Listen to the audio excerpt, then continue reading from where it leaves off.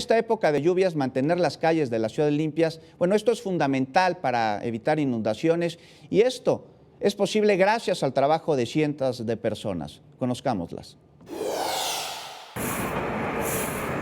Lleno calor, llueve y truene, aquí estamos en el trabajo, siempre estamos. De 6 de la mañana a 10 de la noche, su labor consiste en limpiar las principales avenidas de un sector de la delegación Venustiano Carranza. Las 8 horas restantes a ser padre de familia. Juan es uno de los alrededor de 19.800 trabajadores de limpieza entre personal del gobierno capitalino y de las 16 delegaciones, que dedican tiempo y energía a mejorar la Ciudad de México, una labor por pocos valorada. Barrer, ya acabas de barrer. Y ya pasa la gente, ya también que una bolsita o basura, claro, ya cuando llueve se va a las coladeras. Lo que muchos capitalinos desconocen es que en la Ciudad de México se generan cerca de 13.000 toneladas diarias de basura, y aunque la mayor parte de estas surgen de los domicilios, otra es resultado de una falta de cultura cívica entre los ciudadanos.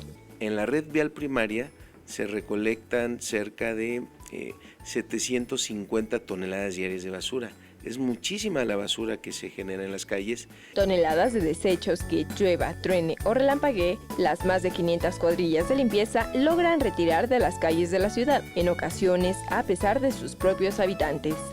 Pues el que quede limpia mi vialidad, el gusto que tengo que la gente que barremos está limpia donde lo hacemos. Pero esta situación no para en la discriminación, pues la inconsciencia de muchos puede derivar en severos daños a la vida de todos los capitalinos, como lo ocurrido en días recientes.